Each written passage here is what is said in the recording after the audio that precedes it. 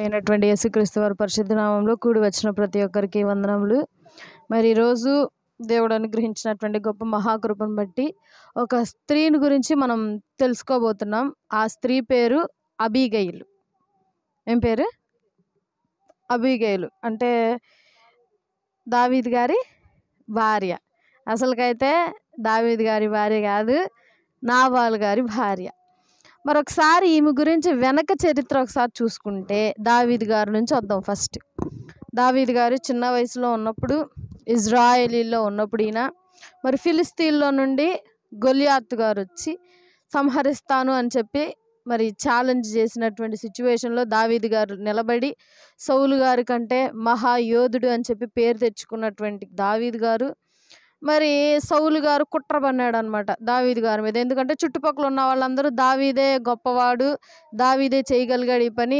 సౌలు గారు చాలా గొప్ప పరాక్రమవంతుడు అనమాట, చాలా గొప్ప యుద్ధాలు చేస్తాడు. కానీ మరి ఆ సిచ్యువేషన్లో ఆయన భయపడటం జరిగింది. కాబట్టి దావీదు గారు వెళ్ళటం జరిగింది. అందుకని చుట్టుపక్కల వారు దావీదు గారిని బాగా పొగిడేసరికి ఈయన కోపం వచ్చి ఈయన ఏం చేసేవాడు, ఛాన్స్ దొరికితే చంపేద్దాం అన్న సిచ్యువేషన్లో ఉండేవాడు.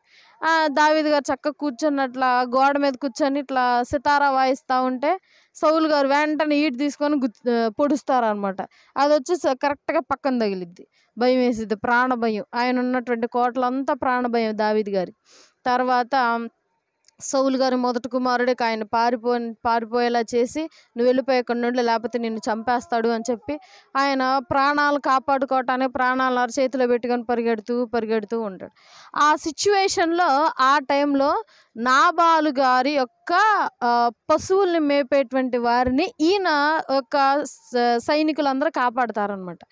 ఆ నాబాలు గారికి 600కు పైగా ఉన్నాయన్నమాట జంతువులు, లైక్ గొర్రెలు కానీ మేకలు కానీ ఆవులు పెంచేటువంటి వాళ్ళు. వాటిని పెంచడానికి కాపర్లు ఏం చేసేవాళ్ళు అంటే కొండల వైపు చెట్ల వైపు తీసుకెళ్లేవాళ్ళు. సింహాల బారిన పడకుండా ఏ గొర్రెలు కానీ ఆ కాపర్లు కానీ ఏమి హాని చేయకుండా ఉండటానికి దావీదు గారి సైనికుల్ని చక్కగా అడ్డుగోడగా వారిని రక్షిస్తూ ఉండేవాళ్ళు. అలా రక్షించాక వారు తర్వాత నాబాల్ గారి దగ్గరికి వచ్చేసారు.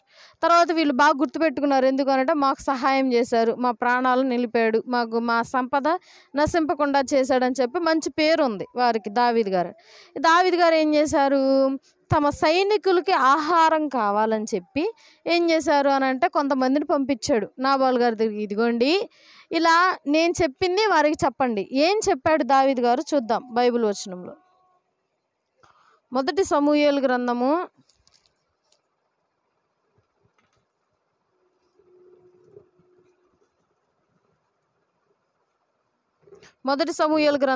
25వ అధ్యాయము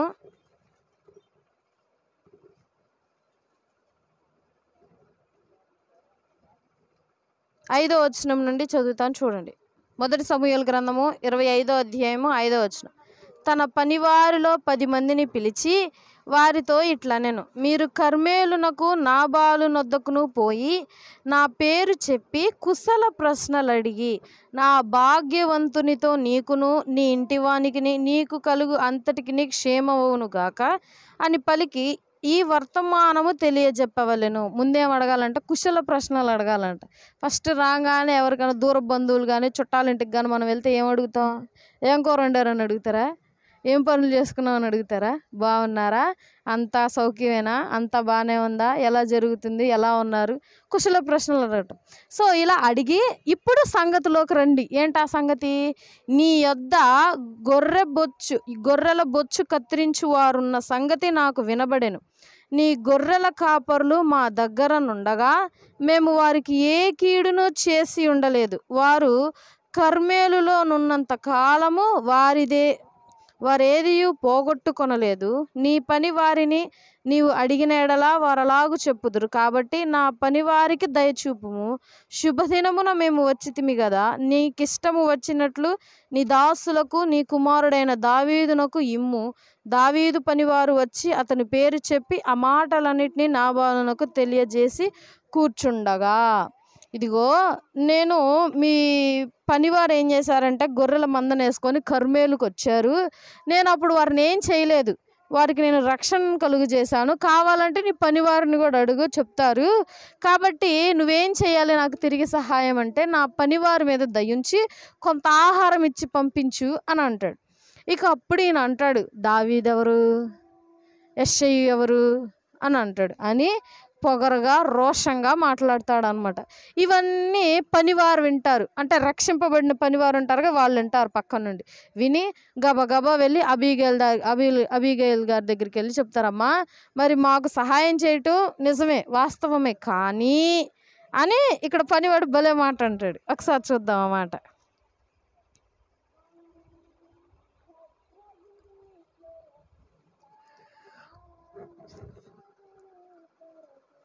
14వ వచనం చూద్దాం. 1 సమూయేలు గ్రంథము 25వ అధ్యాయం 14వ వచనం. పనివాడు ఒకడు నాబాలు భార్య అయిన అబీగయలుతో ఇట్లెనెను, అమ్మా, దావీదు అరణ్యంలో నుండి మన యజమానుని కుశల ప్రశ్నలు అడుగుటకై దూతలను పంపించగా అతడు వారితో కఠినముగా మాట్లాడెను. అయితే ఆ మనుషులు మాకెంతో ఉపకారము చేసి ఉన్నారు. మేము పొలములో వారి మధ్యను సంచరించుచున్నంత కాలము సేపు అపాయము కానీ నష్టము కానీ మాకు సంభవింపనే లేదు. మేము గొర్రెలను కాయుచున్నంతసేపు వారు రాత్రింబగళ్ళు మా చుట్టూ ప్రకారముగా ఉండిరి. అయితే మా యజమానునికి అతని ఇంటి వారందరికీ వారు కీడు చేయ నిశ్చయించి ఉన్నారు గనుక ఇప్పుడు నీవు లేచి చేయదలసినదంతా చేసి బహు జాగ్రత్తగా ఆలోచించు. మన యజమానుడు ఏమనుంది, ఎలాంటి వాడంట? మన యజమానుడు జస్ట్ పనికి మాలినవాడా? ముందేముంది, మన యజమానుడు బహుపనికి మాలినవాడంట. ఏంది, అంత గొప్ప ఆస్తి కలిగినటువంటి వాడు యజమానుడు బహుపనికి మాలినవాడు. ఎవరు అంటున్నాడు ఆ మాట? దాసుడు యజమానుడిని అంటున్నాడు. మన యజమాని భార్యతో, అది కూడా ఒక యజమానురాలతో, మన యజమాని బహుపనికి మాలినోడమ్మా అని అంటున్నాడు. ఎంత గొప్ప అవమానం అక్కడ, అవునా? ఒక రాజుని ఒక సేవకుడు కించపరిస్తే రాజుకి ఎంత అవమానం. ఇదే అవమానం ఒక రాజుకు జరిగిద్ది. ఒక రాజు ఏం చేశాడు అని అంటే, ఉజ్జియా గారు, ఆ రాజుగారు మరి మందిరంలోనికి వెళ్తాడు. వెళ్ళిపోయి డైరెక్ట్గా ఈ దీపారాధన చేసేస్తూ ఉంటాడు. అందరూ అక్కడ ఉన్నటువంటి యాజకులందరూ నువ్వు బయటికి పో, పేరు పెట్టి పిలుస్తారు, ఉజ్జియా బయటికి పో అంటారు. ఒక గొప్ప రాజుని, పరాక్రమం గల రాజుని, ఓటమే లేనటువంటి రాజుని యాజకుడు ఏమని పిలిచాడు? ఉజ్జియా బయటికి పో. పోయింది సగం పరువు, ఇంకేముంది రాజరికం. అంటే మనలో ఉన్న గుణాలు మనకి అధికారం ఇస్తుందా, లేకపోతే కించపరుస్తుందా, తగ్గింపజేసిద్దా అనేటువంటిది మనలో ఉన్న చేష్టలే మనకు తెలియజేస్తాయి. కాబట్టి మనుష్యుడు చాలా జాగ్రత్తగా ఉండాలని చెప్పి ఈయన ద్వారా మనం నేర్చుకోవచ్చు. ఎంత చక్కగా అన్నాడు, మన యజమాని బహుపనికి మాలినాడు, వారితో ఎట్లా పడితే అట్లా మాట్లాడాడు చూడమ్మా. ఇక వాళ్ళు కుళ్ళు కుతంత్రాలతో ఏం చేస్తారంటే, దావీదు గారు తిరిగి వచ్చి గొప్ప సైన్యాన్ని వేసుకొని వచ్చి వారి ఇంటిలో ఏ ఒక్క మగవాడు బ్రతికి ఉండకూడదు తెల్లవారేసరికి అని చెప్పి కోపంతో వస్తూ ఉంటారనమాట వాళ్ళు. ఇక అబీగయల్ గారు పరిగెత్తుకుంటూ వెళ్ళి దావీదు గారి కాళ్ళ మీద పడిద్ది. అయితే వెంటనే ఏమి వెళ్లకుండా ఒక పని చేసిద్ది. ఆ పనిని ఒకసారి ఆలోచించాలి అందరూ. ఏం పని చేసిద్దో చూద్దాం. కొంచెం కిందకు వస్తే 18వ వచనం చూద్దాం. 1 సమూయేలు 25వ అధ్యాయము 18వ వచనం. అందుకు అబీగయిలు నాబాలుతో ఏమీయూ చెప్పక త్వరపడి 200 రొట్టెలను, 2 ద్రాక్షారసపు తిత్తులను, వండిన 5 గొర్రెల మాంసమును, 5 మానికల వేచిన ధాన్యమును, 100 ద్రాక్ష గెలలను, 200 అంజూరపు అడలను గార్ధబొమ్మల మీద వేయించి, గార్ధబొమ్మలు అంటే ఏంటో తెలుసా? గాడిదలు. గార్ధబొమ్మల మీద వేయించి, మీరు నాకంటే ముందుగా పోవుడి, నేను మీ వెనక నుండి వచ్చేదనని పనివారికి ఆజ్ఞనిచ్చి. ఎందుకు వెనక నుండి వెళ్ళాలి? ముందెళ్ళొచ్చుగా, యజమానురాలు కదా. ఆ సంపదకంతా యజమానురాలు ఎవరు? ఈమె. మరి ఈమె కదా ముందెళ్ళాలి. అదేంటి ఆహారము అంతా ముందుకు పంపించి ఈమె మాత్రం వెనక వస్తుంది? ఎందుకు కారణం? అది ఇది ఎక్కడి నుంచి స్టార్ట్ అయింది అని అంటే, యాకోబు గారి దగ్గర స్టార్ట్ అయింది. యాకోబు గారు తిరిగి తన స్వదేశానికి వచ్చేటప్పుడు యోసేపు గారి దగ్గరికి, మరి అన్నను మోసం చేసి వచ్చాడు కదా, అన్న కోపంతో రగిలిపోయి వచ్చి చంపేస్తాడేమో చెప్పి భయం వేసి సంపద అంతా ముందు పంపించేస్తాడు. సంపద, సంతానం, భార్యలు అన్నిటినీ ముందు పంపించేసి ఒక్కడే వెనకాల నుండి వస్తూ ఉంటాడు. ఇక అన్న పరిగెత్తుకుంటా వచ్చి తమ్ముడిని కౌగిలించుకుంటాడంటే వచ్చిన సంపద కానీ వచ్చిన ఆహారం కానీ చూసి వారి కోపము, వారి పగ కొంచెం చల్లారిద్ది అనే ఉద్దేశంతో ముందు సంపదను పంపించి తర్వాత అబీగయలు గారు వెళ్ళి మరి సాష్టాంగపడి, అయ్యా మరి నా భర్తను ఏమి చెయ్యొద్దు, ఆ దోషం అంతా నేను చేశాను అనుకో, నన్ను క్షమించయ్యా అని చెప్పి సాష్టాంగ నమస్కారం చేసిద్ది ఆవిడ. ఇక్కడ మనం గ్రహించాల్సింది ఏంటి అని అంటే, ఒక స్త్రీ తన భర్త మీదకి వచ్చే అపాయాన్ని తప్పించింది.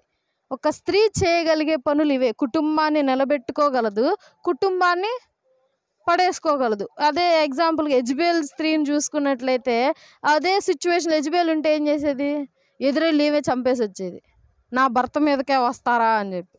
మరి భర్త యొక్క రాజుగారి యొక్క ఆజ్ఞనే తిరస్కరించాడని ద్రాక్ష తోట యజమాన్నే చంపేసింది కదా. అంత గొప్ప క్రూరమైన మనస్తత్వం కలిగినటువంటి స్త్రీలే ఉన్నారు ప్రస్తుత కాలంలో. ఏం తప్పు జరిగింది, తప్ప కరెక్టా, ఏం జరిగిందనే సిచ్యువేషన్ గ్రహించకుండా గుడ్డిగా వెళ్ళిపోతూ ఉంటారు. కానీ అబీగైల్ గారు చేసినటువంటి పని, తన భర్త మీదకి ఆ శాపం రాకుండా, తన ఇంటిలో ఉన్న మగవారి మీదకి ఆ శాపం రాకుండా ఉండటానికి ఆమె వెళ్ళి సాష్టాంగ నమస్కారం చేసి, అయ్యా మరి అమ్మ నా భర్త చేసినటువంటి పనికి క్షమించండి, నా భర్త పేరుకు తగ్గట్టుగానే ప్రవర్తించాడు అని అంటది. ఆ మాట చూద్దాం ఒకసారి. ఇంకా కిందకు వస్తే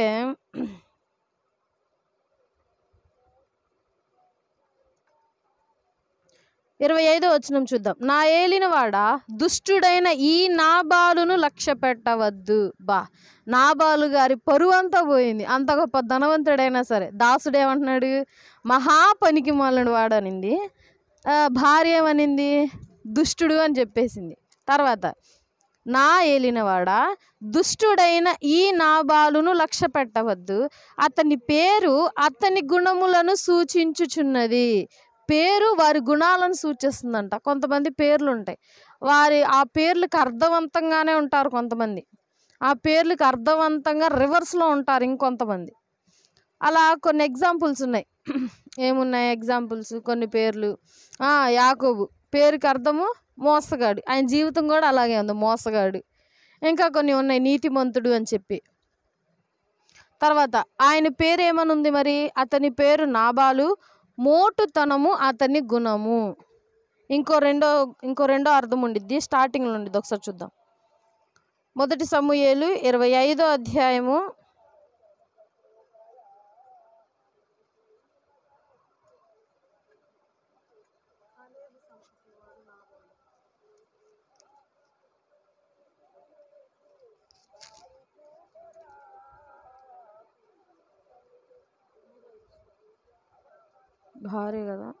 3వ వచనం చివరిలో ఉంటుంది.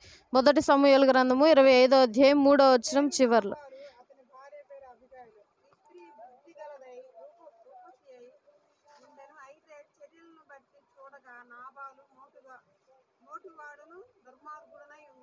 చర్యలను బట్టి చూడగా నాబాలు మోటువాడును దుర్మార్గుడునై ఉండెను. అతని యొక్క వంశము కాలేబు వంశం. ఇలా పేరుకు తగ్గట్టుగా నాబాలు గారు జీవించారు అని చెప్పి బైబిల్ తెలియజేస్తుంది. అబీగేల్ గారు అట్లా ఉన్నారు. స్టార్టింగ్లో చూడండి, 3వ వచనం స్టార్టింగ్లో, రూపవతి, బుద్ధి గలదై ఉన్నది, సుబుద్ధి గలది. ఆమె గుణమును అందంగా వర్ణించడం జరిగింది. ఆమె చాలా అందగత్తె, సుబుద్ధి గలది, రూపవతి అంటే రూపంలో చక్కగా ఉండేటువంటి స్త్రీ అని. తర్వాత నాబాలు గారు చనిపోతారు. మరి ఆమెని అబీగైల్ గారిని దావీదు గారు పెళ్లి చేసుకుంటారు. సో మనం ఇక్కడ నేర్చుకోవాల్సింది ఏంటి అంటే, ఒక స్త్రీ తన కుటుంబం కూలిపోతున్న సిచ్యువేషన్లో ఆ స్త్రీ నిలకడగా ఉండకుండా, మరి చూస్తూ ఉండకుండా, నాది కాదు అని పట్టించుకోకుండా తాను ఏం చేసింది, తాను ఉన్నటువంటి స్థితిని దిగజార్చుకొని దావీదు గారి దగ్గర సాష్టాంగ నమస్కారం చేసింది. ఎందుకు? తన యొక్క కుటుంబాన్ని నిలబెట్టుకోవటానికి. ఇప్పుడున్నటువంటి స్త్రీలు ఏం చేయాలి? తన కుటుంబాన్ని నిలబెట్టుకోవాలంటే, తన కుటుంబంలో ఉన్న సమస్యలను తీర్చుకోవాలంటే, తన కుటుంబంలో ఉన్నటువంటి పరిస్థితులను మార్చుకోవాలంటే దేవుని ఎదుట సాష్టాంగ నమస్కారం చెయ్యాలి. లేనిచో తన కుటుంబము చల్లా చెదురైపోద్ది. ఒక స్త్రీ మాత్రమే కుటుంబాన్ని కట్టగలదు. ఒక స్త్రీ మాత్రమే మరలా దాన్ని వ్రేళ్లతో సహా పెరికివేయగలదు. ఇక్కడ నేను మొన్న యూట్యూబ్లో పెట్టినటువంటి వీడియోస్కి ఒక కామెంట్ వచ్చింది. బైబిల్లో ఇట్లా దేవుడే చెప్పాడు కొన్ని చెడ్డ కార్యములు చేయమని చెప్పాడు. బైబిల్లో చాలామంది తప్పులు చేస్తూ ఉన్నారు, బైబిల్లో చాలామంది పాపాలు చేస్తూ ఉన్నారు, అలాంటి బైబిల్ని మీరు నమ్ముతారా అని అన్నారు. ఇక్కడ దావీదు గారు అబీగైల్ గారిని పెళ్లి చేసుకున్నారా? ఈ జనరేషన్లో చేసుకుంటే ఏమంటారు? విడవబడిన దానిని వివాహం చేసుకుంటే వ్యభిచరించినట్టు లెక్క. కొత్త నిబంధన ప్రకారం జీవితం వేరు. విడవబడినది విడవబడిన దానిలాగే ఉండాలి. ఇంకొకరి దగ్గరికి వెళ్తే వ్యభిచారం కిందకే వస్తుంది. మరి చేశాడుగా దావీదు గారు. మరి దావీదు అని ఎంతమంది పేర్లు పెట్టుకున్నారు? డేవిడ్ ఎంతమంది పేర్లు పెట్టుకున్నారు? చాలామంది పెట్టుకున్నారు. ఆ పేర్లు ఇప్పటికీ పెట్టుకుంటానే ఉన్నారు. అయితే ఇక్కడ మనం గమనించాల్సింది ఏంటి? బైబిల్లో చాలామంది తప్పులు చేశారు. దావీదు గారు కూడా తప్పు చేశారు. ప్రతి ఒక్కరికి తప్పుకి శిక్ష పడిందా పడలేదా? ఖచ్చితంగా పడింది. దావీదు గారికి పడిన పెద్ద శిక్ష ఏంటి మీకు తెలిసి? దావీదు గారికి పడిన శిక్ష ఇంకా ఆయన పరాక్రమ యోధుడు. మరి వారి సంతానం కూడా యోధులుగానే ఉంటారు. మరి యోధులు యుద్ధం చేయకుండా ఏం చేస్తారు?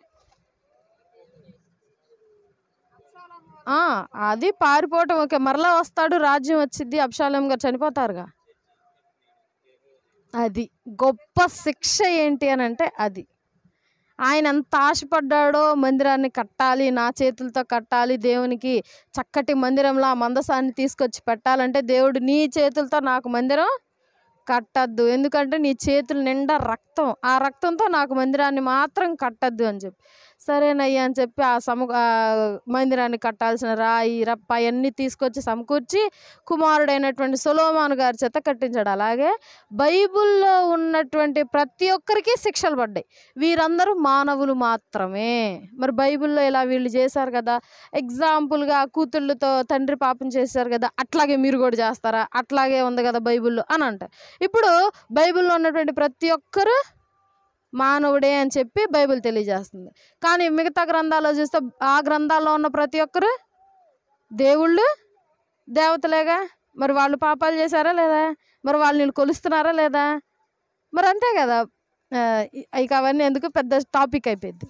అట్లాగే బైబిల్లో ఉన్నటువంటి వాళ్ళు ఓన్లీ మానవులు మాత్రమే. పరిశుద్ధ గ్రంథము పరిశుద్ధ గ్రంథంగానే ఉంది. ఈ మాటలు చెప్పి ఇప్పుడే యవ్వనంలోకి ఇప్పుడే కొత్తగా వస్తున్నటువంటి క్రైస్తవుల్ని చెరిపేస్తున్నారు అనమాట. ఒక ఆయన పెట్టాడు కామెంట్, అమ్మా మా ఆయన ఎప్పుడు, మా పాస్టర్ గారు ఎప్పుడు చెప్తూ ఉంటాడు, బైబిల్ చదవండి, బైబిల్ చదివారా, బైబిల్ చదివారా, 2 పూటలు చదివారా, 3 పూటలు చదివారా, ఏం చదివారా అని అడుగుతూ ఉంటాడు.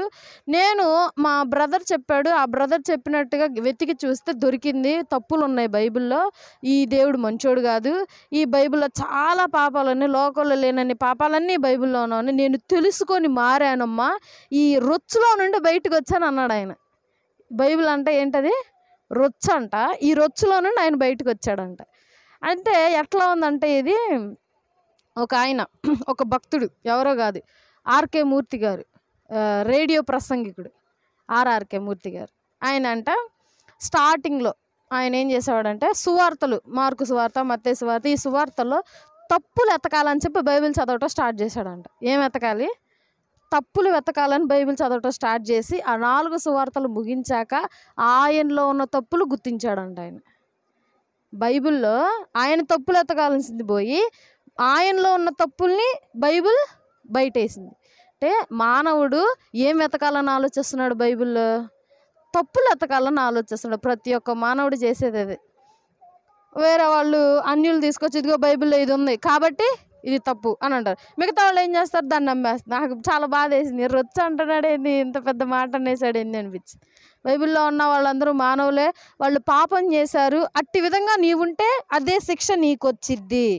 ఇది ఒక హెచ్చరిక లాంటిది గ్రంథం, పరిశుద్ధ గ్రంథం. ఇది ఆల్వేస్ పరిశుద్ధంగానే ఉంటుంది, ప్యూర్గానే ఉంటుంది. ఇది ఎప్పుడు పరిశుద్ధ గ్రంథమే. దీనికి అందుకే కొంతమంది శాస్త్రవేత్తలు లైక్ గ్రంథాలని చదివేటువంటి వారు దీనికి ఏం గ్రంథం పెట్టాలి, ఏం పెట్టాలని ఆలోచించి ఈ పేరు పెట్టారంట, పరిశుద్ధ గ్రంథం అని చెప్పి.